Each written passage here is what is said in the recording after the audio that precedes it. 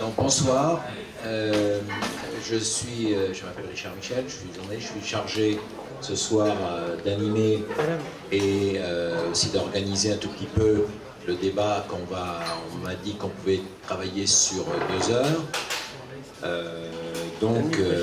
Je vais réguler un peu le débat et ce que je vous propose, c'est dans un premier temps avec les 3 conseillers généraux qui sont à mes côtés, je vais vous les présenter, vous les connaissez pour nombre d'entre eux. On va organiser le débat de cette manière, puisque le titre de ce débat, c'est « Quelle ambition pour le quartier de la Défense et pour les habitants qui y habitent ?» Alors, il y a matière, je dirais, à débattre, puisque, comme vous le savez, je ne vais pas vous l'apprendre, nous sommes au cœur du premier quartier d'affaires européen. Il y a 3600 entreprises qui emploient 180 000 salariés et il y a des milliers d'habitants qui sont concernés par les villes alentours, Courbevoie, Nanterre et d'autres villes autour de ce quartier. Alors, les 3 invités sont Vincent Gazeille, qui est ici, qui est conseiller général de Clamart. C'est le sud du département, mais il est élu Europe Écologie et spécialiste des questions écologiques et de politique énergétique. Et il interviendra particulièrement sur cet aspect des problèmes posés dans ce quartier, mais il pourra aussi intervenir sur d'autres aspects. Ensuite, Patrick Jarry, que vous connaissez aussi, qui est maire de Nanterre, qui est conseiller général et administrateur à l'EPA des Arts et à De Facto. Je ne me trompe pas. Voilà. Jean-André Lasserre aussi, donc le 3e conseiller général, qui est conseiller général de Courbevoie et qui est administrateur de De Facto.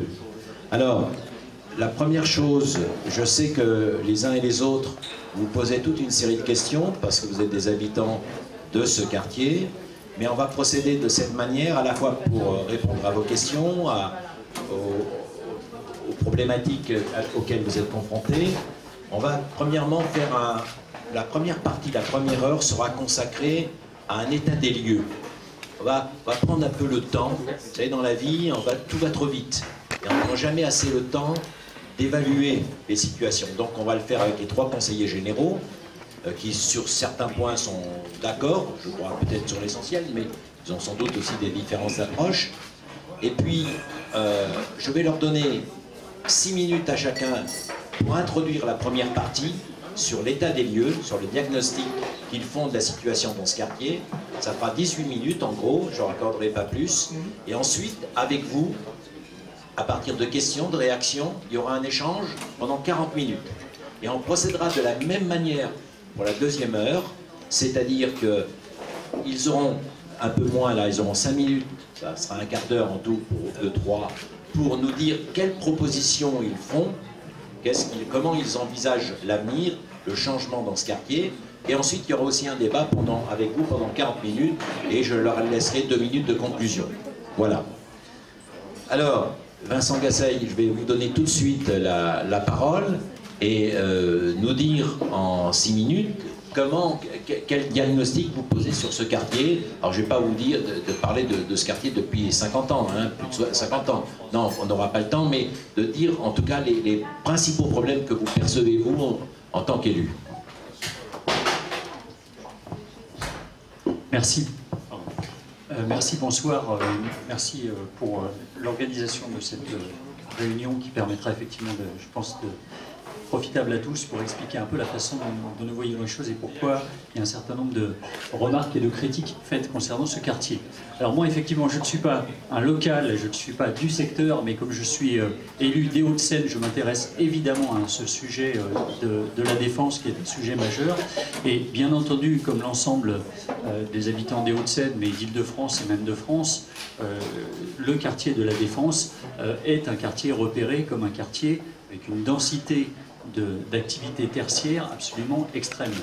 Donc c'est le premier point sur le bilan et l'état des lieux que, évidemment, on doit absolument réaffirmer, même si ça saute aux yeux, c'est que c'est une concentration absolument incroyable, le premier quartier d'affaires européen, une concentration incroyable d'entreprises et donc de salariés qui viennent quotidiennement travailler ici. Alors, quel problème est-ce que ça pose? Évidemment, ça pose des problèmes de déplacement, hein, puisqu'on va partir du début, des gens qui viennent le matin, qui repartent le soir, dans des conditions de déplacement, de circulation extrêmement congestionnées, quel que soit d'ailleurs le mode de transport, hein. Je ne rentre pas dans le débat sur le type d'usage de transport, mais en tout cas, il est bien évident que cette logique, quand on l'analyse en prenant un peu de hauteur, c'est des déplacements absolument considérables vers un cœur d'activité économique. Et ensuite, une fois que la fin de la journée arrive, donc un départ de l'ensemble de tous ces salariés, avec une sorte d'arrêt, de pause. On peut considérer qu'il y a une vie à la Défense le jour et une vie à la Défense après la fermeture des bureaux. Et ça, en matière d'activité économique, en matière de qualité de vie pour les habitants, en matière de contenu cohérent pour une vie qui soit bien répartie en matière d'activité économique et de logement, c'est une façon d'aménager les quartiers qui ne sont pas profitables aux habitants. Puisqu'en effet, on constate, et on vient à la partie peut-être constructive, cette accumulation de tours de très grande hauteur, elle est effectivement la conséquence de ce qu'on a voulu faire, une espèce de pôle économique majeur pour l'activité économique. Et ensuite, les habitants, ben, ma foi, on a logé, c'est-à-dire qu'il n'y en a pas du tout, évidemment, mais enfin, on comprend bien que l'équilibre en matière d'activité économique et d'habitat n'est absolument pas respecté, ce qui fait que la priorité étant donnée à l'activité économique, la vie, les espaces verts, les espaces que tout un chacun peut connaître dans des quartiers un peu plus classiques, est totalement différent ici, et je crois que c'est aussi une difficulté.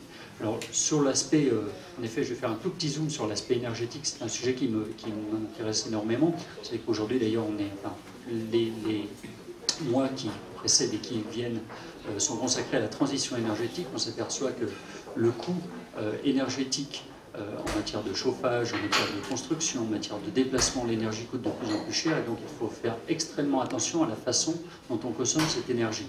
Donc je souhaite effectivement attirer votre attention sur le fait que la construction de tours très grande hauteur, celles qui sont en train d'être refaites et celles qu'on prévoit, qui sont quasiment plus importantes, ne sont pas des tours qui peuvent respecter des critères de basse consommation. C'est-à-dire que ce sont effectivement la construction d'une tour, par définition, extrêmement énergivore, les matériaux utilisés sont extrêmement coûteux, le bilan global en termes de consommation, il est catastrophique pour une tour de très grande hauteur. Quand on fait les calculs de ce qu'il faudrait obtenir, ce qu'on demande maintenant dans les nouvelles constructions sur des pavillons ou des petits immeubles, et ce que peuvent consommer les tours, y compris des tours dont on nous dit qu'elles vont être vertes, écologiques, etc., nous sommes dans des rapports d'à peu près 1 à 5, voire 1 à 10 sur certaines tours. Je repars dans le sud du département, où les tours d'ici les Moulineaux, qui viennent d'être réalisées, hein, donc flambant neuves, ne sont absolument pas respectueuses de la norme actuelle, pour des questions effectivement de très grande difficulté à avoir une économie fonctionnelle.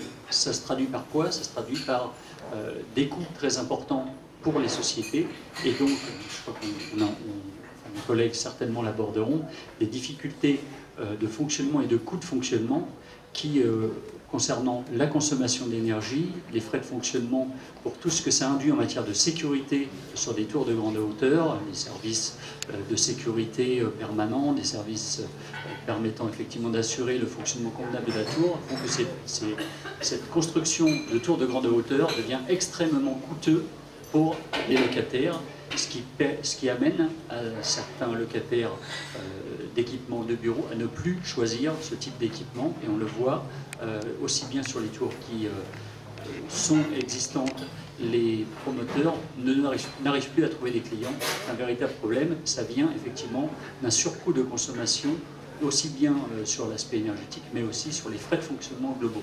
Voilà pourquoi, effectivement, je crois que ce modèle, il est révolu, tant en matière de densité et de spécialisation tertiaire, qu'en matière de type de construction. Et je crois que c'est une réflexion que nous devons, enfin un constat, un diagnostic que nous devons poser pour imaginer une évolution de ce quartier vers autre chose. C'est à peu près. Encore une minute. J'ai encore une minute. Alors d'accord. Donc je voulais peut-être simplement aborder aussi l'aspect financier qui est lié à cette construction, puisque, comme vous le savez, la façon dont s'est construite la défense, je ne vais pas déflorer, j'imagine que mes collègues en parleront, font que la réalisation et l'entretien aujourd'hui de tout cet espace, il est réalisé principalement avec des droits de construction de nouvelles tours. C'est-à-dire que pour entretenir l'existant et rénover, on est obligé de construire de nouvelles tours. On comprend bien, avec ce que je viens de dire, que comme on n'arrive plus à trouver potentiellement de locataires et d'acheteurs, on va avoir aussi énormément de mal à garantir un fonctionnement suffisant, un entretien de cet espace. Et donc il y a un vrai risque pour que tout ce quartier se délite faute d'un système d'entretien suffisant, parce que ce quartier il est particulier et il coûte très cher à construire, il coûte aussi très cher à entretenir. Merci. Alors, Patrick Jarry, c'est à vous que je vais donner la parole, et puis je voudrais avoir votre point de vue, quelle appréciation en tout cas que vous portez sur ce modèle révolu, nous dit Vincent Cazeille. Et ensuite, plus, je dirais, sur la dimension économique, si vous pouviez nous dire, et économique et financière, si vous pouvez nous dire, puisque là on l'a vu sur les questions d'urbanisme, on y reviendra certainement, mais plus sur la dimension économique, sociale et financière, si vous pouvez nous donner votre appréciation. Je vais essayer. Bon, d'abord, je fais peut-être deux petites remarques au départ pour essayer après de plonger dans l'actualité, dans le quotidien du problème qui est posé. D'abord, je pense que si des économistes et des historiens analysaient ensemble à quoi correspond l'émergence du quartier d'affaires de la Défense par rapport au développement de la société française, et pour la caractériser telle qu'elle est, c'est-à-dire par rapport au développement de la société capitaliste française, ça les renseignerait beaucoup sur le mode spécifique du capitalisme français, y compris par rapport à d'autres types de capitalisme en Europe et dans le monde. Il y a là bien concentrer ce qu'est l'approche, et ce quartier est intimement lié au mouvement de développement de la société capitaliste française à partir de la fin des années 50 et du début des années 60. Et la réponse dans ce développement. Deuxième chose que je veux faire comme remarque, c'est que on y a ajouté des traits particuliers, puisque quand, souvent les gens oublient, mais en 58, quand est décidée la création du quartier d'affaires de la Défense, l'essentiel de ce qu'on appelle la Défense, à ce moment-là, est sur Nanterre. 200 hectares à peu près sur Puteaux et Courbevoie, 600 hectares sur Nanterre. La moitié du territoire de Nanterre est assujetti au quartier d'affaires de la Défense. Alors, tout de suite, avec un modèle qui est discriminant dès le départ.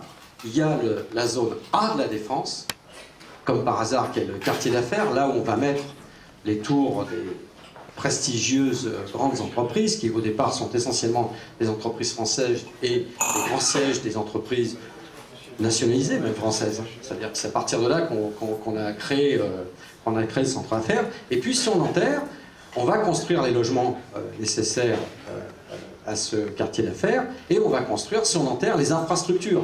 Parce qu'évidemment, pour arriver à la Défense, il faut des voies de chemin de fer, il faut des RER, il faut des autoroutes, il faut des routes. Et donc tout ça va se faire sur le territoire. Donc, dès le départ, on est en plus sur un projet au plan local où Nanterre est considéré comme l'arrière-cour de la Défense. Et donc Nanterre a toujours regardé le quartier d'affaires. C'est toujours intéressant de regarder les projets urbains à partir de leur périphérie, en quelque sorte. C'est-à-dire, voilà, c'est bien de regarder les métropoles à partir de leur banlieue, comme c'est bien de regarder les quartiers d'affaires à partir de ce qui se passe autour, et pas simplement en le regardant comme ça de loin. Et on va ajouter une troisième spécificité, c'est qu'on va en faire un quartier sur dalle. C'est-à-dire qu'on ne va pas faire pousser ce quartier d'affaires de la Défense au milieu de la ville, comme on peut le voir en partie à Manhattan, ou comme on peut, par exemple, dans des villes comme Rio, voir l'alternance entre des tours et puis des immeubles, voilà, où des tours ont poussé aux côtés d'un urbanisme différent. Là, on va le faire sur dalle. avec en quelque sorte quasiment une île. Hein, c'est-à-dire que même si dans la dernière période on a apporté des rectifications, notamment côté Courbevoie, pour le reste on est quasiment avec une île, avec un boulevard circulaire qui dessine une île et qui donc va isoler au plan urbain, et donc non seulement au plan urbain, mais au plan du fonctionnement, puisqu'on est ceux qui travaillent au milieu, ceux qui habitent à l'extérieur, on va isoler cet endroit, on va en faire, j'aime bien la formule du maire de Neuilly, vous voyez, comme quoi on peut partager des choses, un isolat globalisé. Voilà, quand il parle de la défense, il parle de ça comme d'un isolat globalisé, hein, c'est-à-dire une île, mais qui est en même temps en relation avec le monde. Donc, moi je pense, voilà, on a, voilà les grandes caractéristiques de cet endroit-là. Alors, maintenant, évidemment, je pars du principe que ce quartier, il existe. Voilà. Il y a 72 tours. C'est développé tout autour de la Défense et dans les villes qui sont autour un tissu considérable, puisqu'il y a sur les 6 villes qui entourent la Défense, et je ne mets pas Neuilly dedans, mais on pourrait la mettre dedans, il y a 370 000 habitants, hein, sur les 6 villes qui entourent, et il y a 350 000 emplois. Dans aucun endroit en France, évidemment, mais même en Europe, il y a une telle concentration d'emplois et d'habitants, avec un rapport entre les actifs habitants et l'emploi de 2. Hein, c'est-à-dire qu'il y a, pour chaque, si on ferme les frontières, on peut offrir à chaque habitant 2 emplois. D'une manière discriminée, puisque par exemple, si on est sur Puteaux, c'est 4. Hein, 4 emplois par actif habitant à Puteaux. La moyenne, Paris, c'est 1,50. Et la moyenne Île-de-France, c'est 0,90, puisqu'il y a 10% de chômeurs. Voilà. Et donc on n'a pas suffisamment d'emplois pour tous les actifs. Donc on voit là, comment ce quartier, évidemment, imprime la métropole tout entière. Et donc, moi, depuis 5 ans, je dis, on n'assurera pas l'avenir de la Défense en ajoutant des tours autour. Alors, à travers cette formule-là, je partage en partie ce qui a été dit avant, c'est-à-dire qu'on ne va pas revenir sur l'histoire du modèle, etc. Le quartier il est là, mais maintenant on est confronté à une question. Est-ce qu'on est dans la fuite en avant, c'est-à-dire qu'on continue d'ajouter des tours autour, on va voir pourquoi, ou est-ce qu'au contraire, on dit la Défense existe, comment peut-on repenser la Défense? Et à mon avis, donc il y a, moi je base sur 2 idées fondamentale. La première, c'est que je pense qu'il faut repenser la Défense par rapport à l'ensemble du tissu urbain qui entoure la Défense, donc les 6 communes dont je parle, Courbevoie, Puteaux, Nanterre, Rueil, Suresnes, la Garenne-Colombes, auxquelles j'ajoute Neuilly. Il faut repenser comment on réarticule la Défense par rapport à ça. Que ce soit au plan des réseaux d'activité, que ce soit au plan de l'habitat, que ce soit au plan des réseaux de transport, des réseaux ferroviaires, de tous ceux qui sont les réseaux dedans. Voilà. On ne peut pas, il n'y a pas de possibilité de bonifier à la fois ce lieu et les communes qui sont autour si on continue avec cette sorte d'isolat globalisé sans lien entre eux. La deuxième, c'est repenser la Défense dans l'ensemble de la métropole parisienne, dans ce qu'on appelle le Grand Paris. On ne peut pas continuer de penser la Défense en se disant ben, on rajoute des tours autour sans s'occuper de ce qui se passe dans l'ensemble de la métropole. Et pour moi, faire métropole, c'est faire solidaire. Il n'y a pas de métropole en dehors de cette démarche de faire solidaire. On peut dire qu'une métropole, c'est un espace géographique, c'est un ensemble de réseaux techniques, on peut raconter tout cela, mais faire métropole, donc faire ensemble une métropole, c'est faire solidaire. Et donc forcément, on ne peut pas penser le projet de la Défense compte tenu de son impact dans la métropole, sans ce regard dedans. Alors, la raison fondamentale qui fait qu'on a du mal à sortir de ce modèle, bien que Sarkozy lui-même ait commencé, c'est le premier, à s'être alarmé de l'état de la Défense, avec le plan de renouveau et avec l'étude, puisque moi je suis au conseil d'administration de l'EHPAD depuis, avant l'EHPAD, donc depuis 2004, le premier qui a commencé à se dire, attention, il y a un danger pour ce quartier d'affaires, c'est Sarkozy, avant qu'il soit président de la République. Plan de renouveau, dont on pourra parler, non. Mais donc, pourquoi la raison fondamentale qu'on a du mal à sortir, c'est le mode de financement même du développement. Ça a été dit tout à l'heure, moi je redis les chiffres, avant l'élection présidentielle, j'ai d'ailleurs écrit aux candidats, et notamment à François Hollande, je l'ai dit, j'ai rendu public, j'ai dit, lorsque la gauche arrivera au pouvoir, elle trouvera un établissement public d'aménagement de la Défense avec aux environs de 400 millions d'euros d'impasse. Aujourd'hui, il y a un rapport de l'Inspection Générale des Finances et un rapport de la Cour des Comptes qui, en gros, donne à peu près les chiffres que je donne. Je les avais trouvés tout seul, mais qui donnent à peu près ces chiffres-là. Et il ne s'agit pas de questions liées au fait que les additions, la comptabilité étaient mal tenues. C'est pas ça le problème. C'est qu'aujourd'hui, la remise en état de la Défense, des structures publiques qui permettent à la Défense d'exister, c'est-à-dire la dalle elle-même, mais aussi tout ce qu'il y a en dessous, les tunnels, etc., nécessitent des investissements, etc. Comment on les paye? Si on les paye comme on a décidé de le faire jusqu'à maintenant, c'est-à-dire sur la construction, les charges foncières qu'on vend sur les tours, eh bien, évidemment, il faut construire sans cesse de nouvelles tours. Mais avec deux inconvénients majeurs par rapport à la situation d'il y a 10 ans, c'est que d'une part, il y a une crise financière qui est quand même assez sérieuse et qui dure, et donc aujourd'hui, dire qu'un promoteur est capable de mettre 1 ou 2 milliards d'euros pour construire une tour, il faut déjà en trouver. Deuxièmement, la rentabilité même de ces projets est en cause.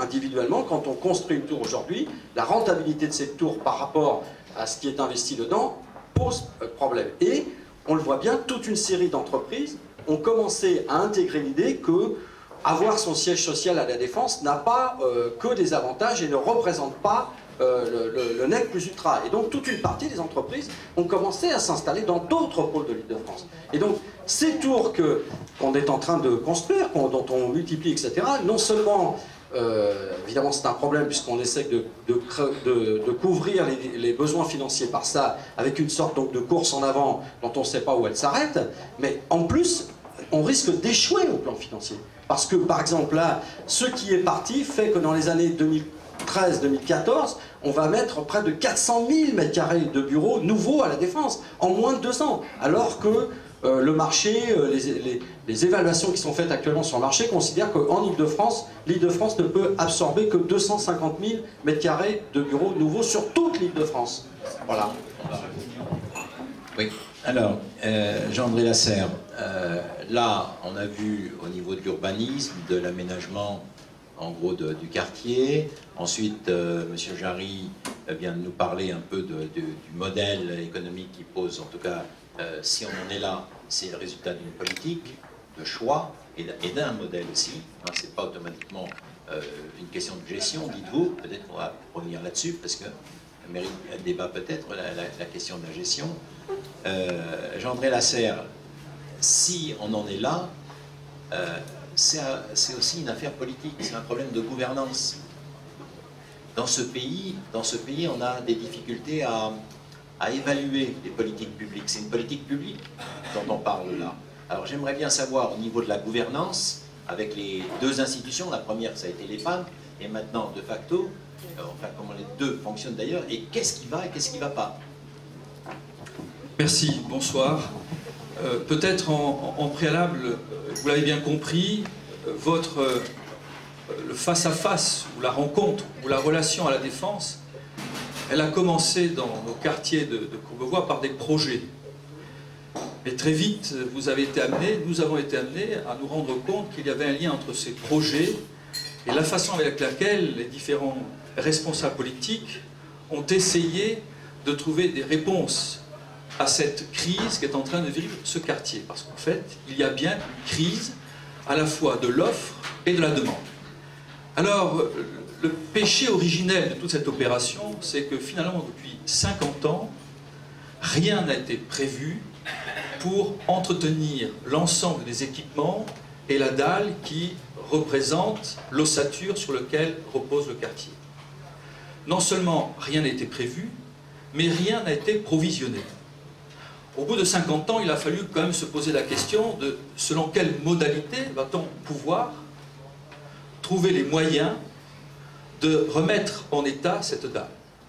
C'est là où l'ancien président Nicolas Sarkozy s'est dit « J'ai trouvé le remède magique, je vais faire construire beaucoup de tours supplémentaires, on les rénove et on en rajoute du mètre carré, ou des nouvelles, peu importe l'endroit, peu importe l'environnement, et ainsi je vais dégager des marges suffisantes grâce au droit à construire que génèrent ces projets. Le problème, c'est que ces hypothèses et ces décisions ont été prises sans qu'il y ait une connaissance suffisante de ce que recouvrait le patrimoine et la qualité de ce patrimoine. Encore aujourd'hui, on ne sait pas exactement quelle est l'ampleur des travaux qu'il faut prévoir, notamment sur l'étanchéité de la dalle, ce qui peut représenter des montants extrêmement importants. En même temps, il a fallu répondre à des critiques formulées par la Cour des comptes. Nous sommes en 2006, en disant il n'est pas normal que l'EPADESA, EHPAD à l'époque, s'occupe à la fois du développement et de l'entretien. Et donc la deuxième idée qui a été trouvée, c'est de dire voilà, il y a d'un côté l'EHPAD, il viendra ensuite l'EPADESA, nous avons été aux côtés de Nanterre pour combattre cette expansion, et à côté on va créer un établissement, le PGD qui viendra de facto, et qui lui sera chargé de l'entretien de la dalle. Plus deux décisions complémentaires. La première, c'est que, à de facto, revient la propriété de ce domaine, et à l'EPADESA, uniquement les zones sur lesquelles des développements sont prévus. Et deuxième décision, pour pouvoir remettre à niveau de la dalle, il faut prévoir de l'argent. Un procès-verbal dit qu'il y aura un montant de près de 120 millions d'euros qui sera versé par l'EPADESA de facto, mais ces 120 millions d'euros doivent venir justement des recettes générées par les tours qu'il faudra construire sur le quartier. À cela s'ajoute également, toujours par le même raisonnement, 140 millions d'euros pour la mise aux normes des tunnels. Ça fait donc près de 240-250 millions d'euros. Alors, premier problème, il n'est pas du tout certain que les 250 millions d'euros puissent suffire à répondre au problème de mise à niveau de la dalle. Aujourd'hui, jusqu'en 2015, de facto, donc le PDG, qui est chargé de cette mise à niveau, prévoit 90 millions d'euros. Dans ces 90 millions d'euros, il n'y a pas encore les informations sur tout ce qui est étanchéité, sur toute la question de l'amiante, sur la question en partie des réseaux d'assainissement qui sont obsolètes, des galeries, etc., etc. Autrement dit, nous sommes bien loin, vraisemblablement, des montants qu'il va falloir prévoir. Mais non seulement on ne sait pas ce qu'il va falloir financer, mais deuxièmement, les espoirs n'ont pas été, les objectifs, n'ont pas été atteints. Pour une raison très simple, c'est que pour pouvoir trouver cet argent permettant de financer cette remise à niveau, sans que quiconque ne participe à la prise en charge, au-delà de ce montage, eh bien, il aurait fallu encore plus de tours que celles qui ont été prévues pour parvenir à ce résultat, parce que pour parvenir à ce résultat, il faut raisonner en marge nette. Quand on vous dit aujourd'hui que, par exemple, la tour phare va rapporter 50 millions d'euros de droits à construire à l'EPADESA, mais c'est faux. Ça, c'est du brut. Il faut enlever tous les aménagements pour pouvoir permettre de réaliser les travaux. Et quand on arrive sur du net, eh bien, c'est entre 0 et 3 millions d'euros que va rapporter la tour phare. Si on prend la tour Hermitage ici également, on nous dit c'est 50 millions d'euros. Mais si on imagine, si on regarde déjà les aménagements à prévoir, parmi lesquels notamment les bretelles, il y a de la circulation qu'il faut modifier, etc., etc., eh bien on constatera que là encore, on n'y arrivera pas à ces 50 millions d'euros. Et que donc du coup, on est largement en deçà de ce qui avait été prévu, programmé, ce qui explique pourquoi, quand on analyse finalement le budget de l'EPADESA, que je ne connais pas, je ne siège pas dans ce conseil d'administration, mais l'hypothèse que je fais, et quand on regarde ce qui nous est présenté, eh bien la fuite en avant, elle consiste à annoncer des projets avec des recettes qui sont des recettes en règle générale brutes, hypothétiques, et en plus des projets qui ont été quelque peu décimés à la fois par la crise, et en même temps décimés compte tenu des contraintes que finalement les promoteurs ont pu constater. Du coup, on a commencé à brader ces droits à construire pour ces deux raisons.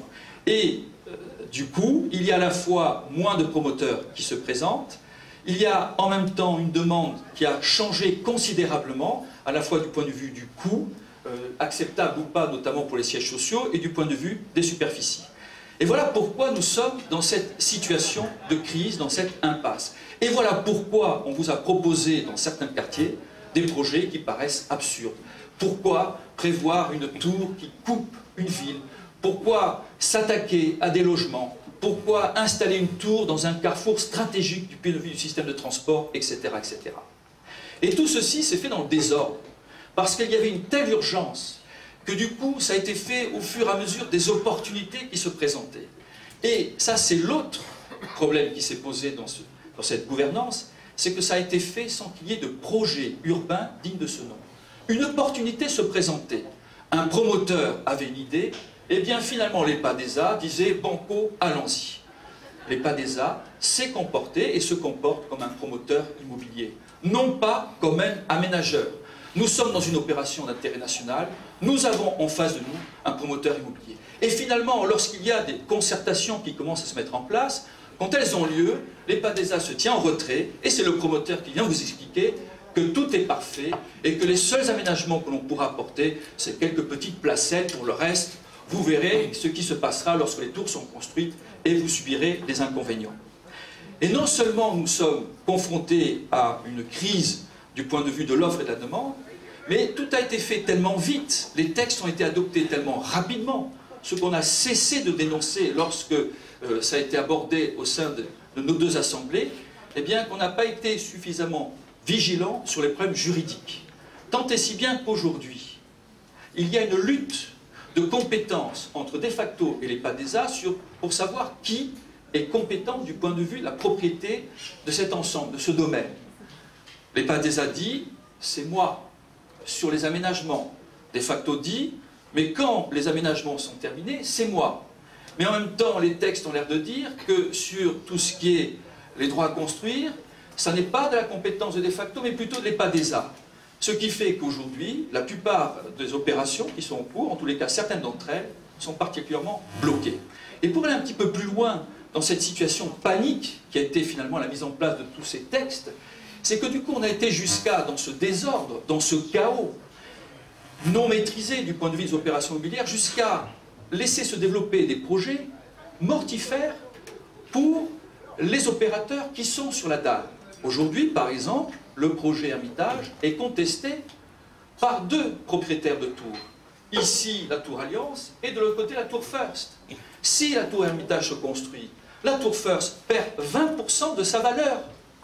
Parce qu'une partie de la tour sera masquée par les autres tours. Et si on y rajoute la tour Alto juste à côté, donc voilà comment on introduit une logique qui finit par fragiliser l'existant. Et je poursuis les exemples. Si on prend le cas, 30 secondes, de cette opération sur Hermitage, où on a cédé du parking près de 700 places, alors que les parkings devraient constituer la principale ressource de l'EPADESA.